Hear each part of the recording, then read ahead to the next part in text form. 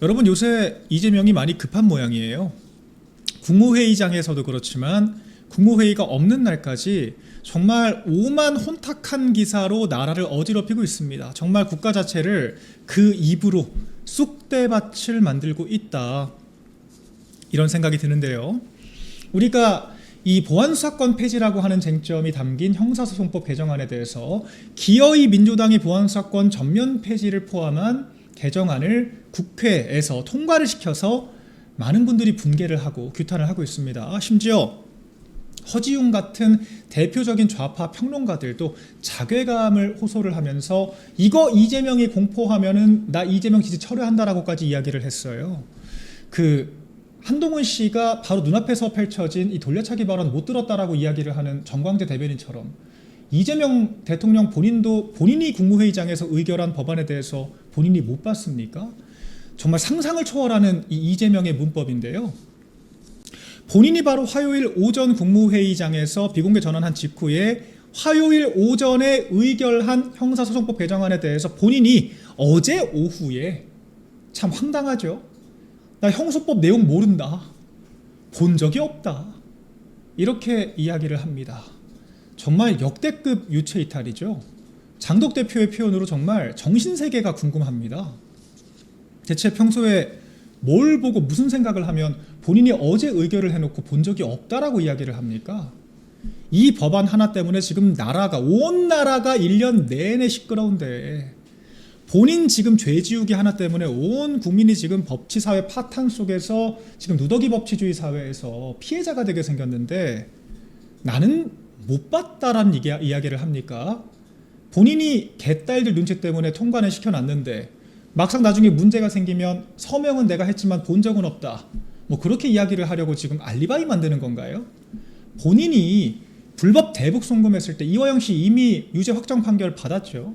불법 대북 송금, 본인이 만든 평화부지사라고 하는 이화영 씨가 불법 송금을 했는데 본인이 결재까지 해놓고 나는 몰랐다라고 했던 것처럼 앞으로 형소법 개정안 때문에 나라가 파탄 나면 그때 가서 나는 몰랐다라고 이야기를 하려고 지금 이런 이야기 하는 겁니까? 이게 대체 말이 되는 겁니까? 국정 운영이 소꿉놀이, 소꿉장난입니까? 민주당 패널들이 문제 생기면 그때 가서 바꾸면 된다라고 하는 것도 황당하기 짝이 없는데 의결을 한 당사자가 못 봤다라고 이야기를 해요. 저도 대통령실 있을 때 국무회의를 여러 차례 준비를 했습니다. 국무회의라고 하는 것이요, 대통령이 국무위원들, 장관들을 국무위원으로 모아다 놓고 국무위원장이 회의를 주재를 하고요, 우리나라의 최상위 법안과 시행령 등 일체에 대해서 최종 의결권을 가진 최상위 합의기구입니다. 그 국무회의장에서 이렇게 쟁점이 되는 법안을 통과를 시켰는데 내용도 못 봤다, 이거 법무부 장관부터 옷 벗어야 되는 사안이에요. 그럼 정성호 장관은 국회에서 이송이 된 이 안건에 대해서 이재명에게 업무보고 안 했습니까? 국정과제비서관실은 이에 대해서 업무보고 안 했습니까? 대통령이라는 자가 참모들이 나에게 보고한 바가 없다라고 하는 말을 이렇게 에둘러서 합니까? 이게 대체 무슨 망발이죠? 자기들이 여당 주도로 만든 법안도 검토도 해보지 않고 읽어보지도 않고 국무회의 의결하고 공포를 해서 효력을 발생시키는 이런 자를 우리가 대통령이라고 인정을 해야 됩니까? 정말 황당하기 짝이 없는 망발, 오늘 우리가 목도를 하고 있고요. 이재명의 남은 4년 하루하루가 정말 너무 길다는 생각이 듭니다. 이 한증막 같은 여름 날씨처럼 하루하루가 꿉꿉하고 덥고 짜증난다 라는 생각이 들고요. 전 이렇게 무책임하게 짝이 없는 행정 문재인 때도 본 적이 없어요. 정작 별 말 같지도 않은 거는 거의 BJ로 전직을 해서 그 유튜브 생중계 투표까지 올려가면서 개딸들한테 서명까지 받더니 그런 것들은 확인할 틈새가 있으면서 법안은 읽어볼 시간이 없습니까? 이런 자가 대통령입니까?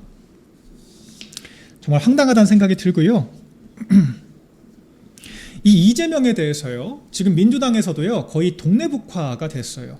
이재명의 폭주, 결과적으로 이제 민주당에서도 버려질 위기에 처해 있다라고 하는 이 조바심 때문에 그런 것이 아닐까라고 하는 생각이 드는데요. 최근에 뭐 정청래뿐만 아니라 추미애도 아주 재밌는 이야기를 했습니다. 일단 정청래부터 살펴보죠. 이재명 지지율 그냥 낮은 게 아니라 심각하다라고 이야기를 합니다. 이제 노골적으로 이빨을 드러내기 시작했죠. 이재명의 지금 지지율 상태로 우리가 정상적으로 정당 운영하고 총선 치를 수 없다. 이런 이야기를 지금 하고 있는 거예요. 바닥을 모르고 오늘 20대에서만 20%포인트 가까이가 폭락을 했다라고 하죠. 젊은 층들에게 점점 버려지고 있고 입만 열면 망언만 쏟아내는 이재명을 등에 업고 우리가 총선 치를 수 있겠어?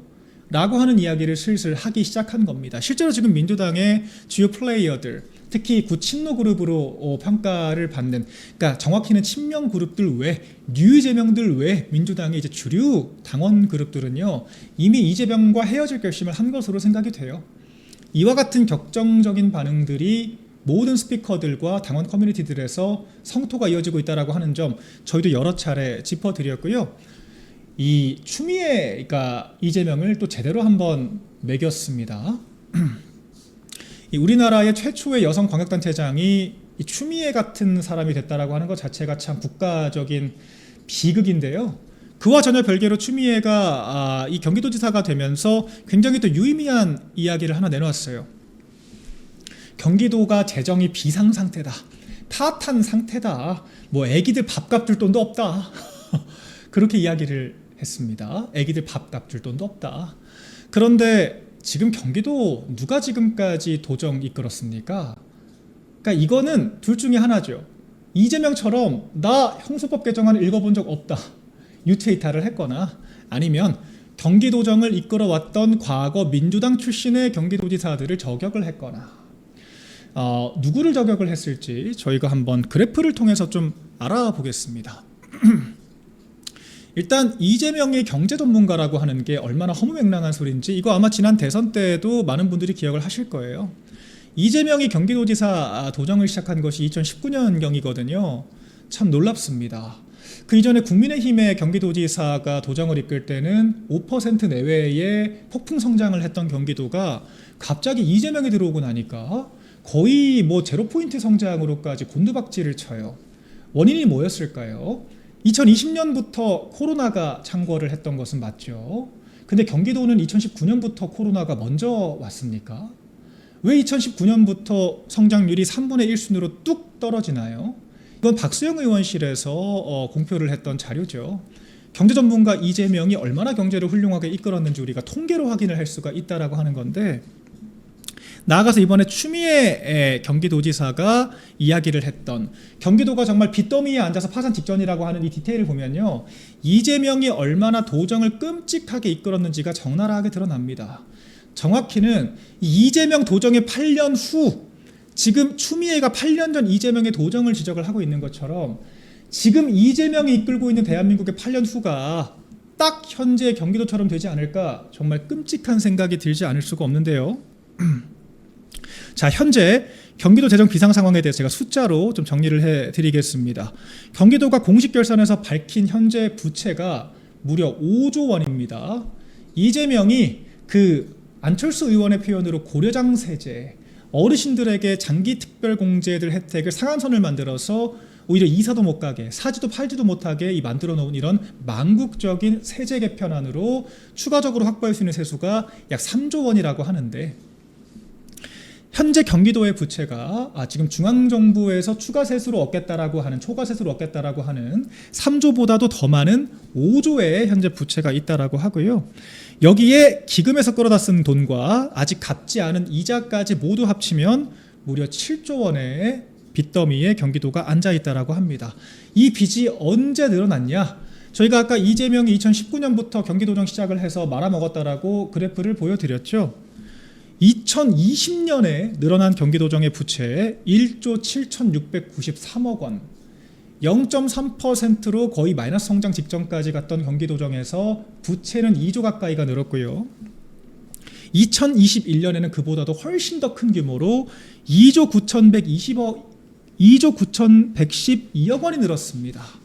2020년과 2021년 이재명 경기도정 단 2년 동안 늘어난 부채가 무려 4조 6천억 원 수준이다라고 하는 굉장히 놀라운 통계죠. 한 해 만에 64.5% 부채가 늘었다라고 하는 거예요. 자, 이렇게 해서 그 증가폭이 그나마 김동연 지사가 들어오고 나서, 그나마 경제 관료 출신이 들어오고 나서는 민주당이긴 하지만 2024년에는 5천억 원 정도 수준으로 줄어들었다라고 합니다.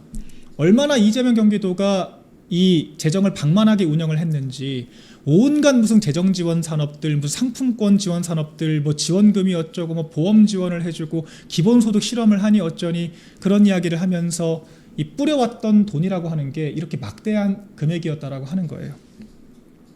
그것 때문에 그러니까 이때 사실 늘렸던 것들이 대부분 다 청년 기본소득, 뭐 산후조리비, 무상 뭐 교복 등등 이와 같은 예산들이 수천억이 늘었다라고 하는 내용들까지 지금 전부 다 포함이 되어 있고요. 제가 왜 이게 바로 8년 뒤 우리나라다라고 하는 말씀밖에 드릴 수가 없냐면 그때 이 부채를 늘리면서 해왔던 정말 오만 이런 선심성 복지 지금 이재명이 그대로 하고 있기 때문입니다. 뭐 지금 인구 정책도 통폐합을 한다라고 하는 명분으로 아기 낳자마자 4천만 원씩 주겠다라고 하는 허경영식 지금 대책을 또 공표를 했다가 또 비판을 받고 있죠.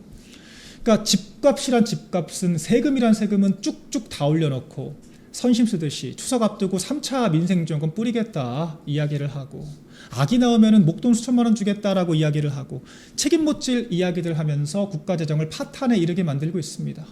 국가재정법상 추경에 엄격한 요건이 있는데 아무런 조건도 갖추지 못한 상태에서 그냥 집권했으니까 돈 쓰고 다른 나라에 전쟁 났으니까 돈 쓰고 추석 앞두고 있으니까 돈 쓰고 그렇게 지금 재정을 운영하고 있어요. 연기금과 지금 국가재정이 동시에 쌍끌이로 파탄나고 있다. 이렇게밖에 말씀드릴 수가 없겠고 이재명이 임기를 채운다라고 하는 것 자체가 얼마나 재앙스러운 일인가 우리가 추미애가 직접 밝힌 이 경기도의 상황을 통해서 살펴볼 수 있다라고 생각을 합니다. 지금 추미애만 또 이런 것이 아니라 조국도 이제 이재명에게 반기를 들기 시작을 했어요. 조국이 이제 직접 나서서 김용범을 경질해라. 김용범 사퇴해야 한다라고 목소리를 높이고 있습니다. 지금 하나하나가 정말 중대한 뉴스들인데 지금까지는 친명 그룹들을 뿐만 아니라 이 친청 그룹들도 입을 싸매고 있다가 이제 와서 본물 터지듯이 터지고 있다라고 하는 거죠. 김용범 실장 뭐 당연히 우리 입장에 사퇴를 해야겠지만 이걸 조국이 얘기를 했다라고 하는 것도 의미심장합니다. 메시지 하나하나에 합리적인 것도 중요하지만 웬일로 좌파들이 이재명을 향해서 바른 말을 할까? 결과적으로 이재명의 리더십이라고 하는 게 이미 끝났거나 끝내기 위한 작정에 들어갔거나 둘 중 하나라고 보여지죠. 결과적으로 이재명의 리더십이 이미 나락으로 떨어졌기 때문에 지금 본인의 이 리더십을 회복하기 위한 이 조급함 때문에 이렇게 말 같지도 않은 아무 말 대잔치들을 매일같이 이재명에 쏟아내는 무리수를 두고 있는 게 아닌가란 생각이 들고 민주당의 전당대회에서 정청래가 선전한다라고 하는 소식이 들려올 때마다 이재명의 이런 거의 광기에 가까운 정말 정신세계가 궁금한 이런 아무 말 대잔치들은 더 심각하게 비화가 되지 않을까 생각을 합니다. 이에 대해서 이재명이 이 제2요구권 행사 안 하면 지지 철회하겠다라고 이야기를 했던 허주용 씨가 또 굉장히 의미심장한 이야기들을 했어요. 좌파들이 이제 분열되기 시작했다. 이재명 정권의 몰락이 다가오고 있다라고 하는 건데 우리가 지지한 인간들이 이 꼴을 만들었다라고까지 이야기를 합니다. 과거 필사적으로 PC주의와 이런 반시장적인 이런 규제중심주의 좌파 정책들 옹호를 하면서 친명그룹의 최전선에서 평론을 했던 허지웅 같은 사람들도 이런 이야기를 하네요. 우리가 지지한 인간들이 이 꼴을 만들었다. 좌파들이 집권하면 안 된다라고 하는 거 이제는 좀 느끼셨습니까? 저희 같은 사람들이 왜 좌파들이 수권 능력이 없다라고 이야기를 하겠습니까? 좌파 정권이 경제라고 하는 것을 성공시켜본 전례가 우리나라뿐 아니라 전 세계를 통틀어서 존재를 하지 않아요. 우리나라에 지금까지 4번의 좌파 정권이 있었죠. 김대중 정권, 김영삼 정권에서 IMF 실정으로 실각을 하고 나서 들어섰는데 김대중 정권 때 우리나라 비정규직이 가장 많이 양산됐습니다. 김대중 정권은요 철저히 IMF의 가이드라인에 따라서 우리나라 경제단체들에게 가장 신자유주의적인 경제정책으로 일임을 했던 사람이 김대중 대통령이었어요. 그렇기 때문에 우리가 그때 IMF를 극복을 한 겁니다. 좌파 정책으로 극복을 한 게 아니라 노무현 정권 때 경제가 얼마나 파탄으로 가게 됐는지 부동산은 2배로 오르고 물가는 폭등하고 경제 자체 폭망했다라고 하는 거 뭐 더 말할 필요도 없죠. 문재인 때 공공부문 일자리만 온팡 늘려놓고 무리하게 최저임금 인상했다가 자영업자들 다 파탄나고, 우리 공공기관들 임금 부담 늘어나서 세금 부담만 늘어나고, 경제 부동산 2배로 늘어나고, 우리가 다 목도를 했습니다. 이재명은 지금 문재인보다 더하죠. 좌파 정권에게 뭘 기대를 합니까? 저도 국민의힘 완벽해서 지지하는 게 아니에요. 적어도 국민의힘은 이런 망국적인 정책으로 나라를 망치지는 않기 때문에 우리가 이 자리에 서 있다 말씀드리고요. 이런 이재명에 대해서 전 세대적인 비토가 분출하고 있습니다. 오늘도 여러 여론조사들에서 이재명 지지율이 5%포인트 가까이 떨어졌고 20대에서는 20%포인트 가까이 폭락을 했다라고 하는 보도들이 이어지고 있어요. 이 중에서 지지율 그 자체보다 저희가 더 유의미하게 봐야 되는 것은, 여러분들 제가 총선 가까워지면 가까워질수록 이재명 공소 취소가 아니라 이재명 재판 재개를 외치는 사람들이 많아질 거다라고 말씀드린 적이 있었습니다. 벌써 그 전조가 보이고 있어요. 여론조사 기관들이 갑자기 이재명 재판 재개에 대한 찬반 여론조사를 시작을 했습니다. 오늘 있었던 여론조사에서는요, 이재명 재판 재개 필요하다라고 생각하는 전 국민적인 인식은 과반을 넘었고요. 20대 중에서는 20대가 이재명의 재판이 재개되어야 한다라고 하는 응답 비율은 70%가 넘는다라고 하는 충격적인 조사 결과가 나왔습니다. 정확히는 충격적이지도 않죠. 왜냐? 이재명은 이미 대통령으로 당선될 때부터 정당성이 없었어요. 그 당시 대통령 출구조사와 함께 이재명의 재판 재개 여부에 대해서, 재판을 계속 받아야 하는지 여부에 대해서도 출구조사를 했었습니다. 여러분들 기억하시겠지만 그때 전 국민의 64% 가까이가 이재명이 대통령이 된다라고 하더라도 재판은 받아야 한다고 이야기를 했어요. 심지어 민주당을 지지한다라고 응답한 응답자들도 대통령이 되더라도 재판을 받아야 한다라고 응답을 했던 응답자가 40%를 훌쩍 넘겼습니다. 본인이 재판받는 것과 대통령이 된 것은 전혀 별개의 사안이라고 국민들이 명령을 했음에도 불구하고 이재명은 당선되자마자 바로 재판 중단부터 박차를 가했죠. 사법부를 엉망진창으로 만들었죠. 그래서 지금 이재명의 5개 재판 모두가 일체 중단이 되어 있습니다. 그런데 말 그대로 재판이 중단된 것이지 소멸된 것은 아닙니다. 더군다나 이 재판 중단이라고 하는 것이요, 어떤 헌법재판소 등 결정권이 있는 국가의 기관에서 구속력 있는 결정을 한 것이 아니라, 유권 해석을 한 것이 아니라 그저 재판을 담당하던 각급 재판부들이 재량껏 중단을 시킨 겁니다. 이 말은 즉슨 재판부가 결심만 하면 언제든지 다시 재개될 수가 있는 것이 이재명의 재판이다라고 하는 것이고요.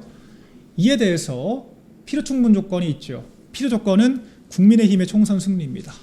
지금은 민주당이 재판을 재개한다라고 했을 때 이재명을 언제까지 지지할지 모르겠습니다만 적어도 의석상으로는 판사 탄핵도 가능하기 때문에 재판을 물리적으로 중단시킬 수가 있고, 판사들 입장에서도 그런 리스크를 짊어지면서까지 재판 재개하기가 어려운 조건이에요. 그렇기 때문에 국민의힘이 총선 승리를 하면 재판 재개가 1차적으로 가능하죠. 2차적으로는 이제 민주당에서 반란이 벌어졌을 경우에 쓰죠. 민주당에서 공소 취소가 웬 말이냐, 이재명 재판받으라고 해야 그나마 국민들에게 지지를 받겠다. 그렇지 않습니까? 국민들의 과반이 벌써부터 이재명 재판 재개하라고 이야기를 하는데, 이와 같은 국민들의 명령을 거스르고 이재명 절대 수호하면서 총선 치를 수 있겠어요? 김민석이든 정책래든? 민주당의 입장도 바뀔 수밖에 없다라고 하는 예측을 제가 이미 오래전부터 하고 있었고 앞으로 그렇게 될 거라고 저는 생각을 합니다. 그럼 이재명은 초라하게도 국회에서 탄핵소추안이 가결되지 않더라도 대통령의 탄핵은 오로지 국회에서 200명 이상의 국회 동의가 있을 때만 가능한데, 이재명은 피고인 출신이기 때문에 그저 재판 재개만 딸깍 진행을 해도 재판 받으러 가야 돼요. 재판 안 받으려면요 어떻게 해야 됩니까? 헌법 소원해야 됩니다. 나 불소추 특권이라고 하는 게 나한테 있는데 재판부가 나의 헌법상의 권한을 침해했으니까 헌법재판소에서 다퉈주세요 라고 얘기를 해야 돼요. 헌법재판소로 질질 끌려가서 재판 재개가 맞나 틀리나를 가늠을 해봐야 하는 피고인 신세가 된다 라고 하는 것이기 때문에 이재명의 이 임기라고 하는 것이 얼마나 공허하고 모래성에 불과한지가 적나라하게 보여지고 있다라고 생각을 합니다. 이에 대해서요, 이재명이 이렇게 자폭성 발언을 하면 할수록 재판 그냥 받아라, 탄핵까지 갈 필요도 없다 라고 하는 국민적인 목소리는 훨씬 더 커질 거라고 생각을 하고요. 뭐 연임도 국민들이 선택할 몫이라고 하셨잖아요. 재판 재개도 국민들이 선택할 몫이 아니겠습니까? 재판 받으셔야겠죠. 네, 끝으로 안규백 같은 사람들은 빨리 좀 정리를 하길 바랍니다. 오늘 개혁신당에서 한 여론조사이긴 하지만 좀 인용을 해볼게요. 우리 국민 75.6%, 참 놀라운 숫자죠. 75.6%가 안규백은 장관직에서 물러나야 한다라고 이야기를 하고 있습니다. 그리고 안규백이 받고 있는 탈영병 의혹 사실에 가깝다라고 하는 인식이 63.5%에 달해요.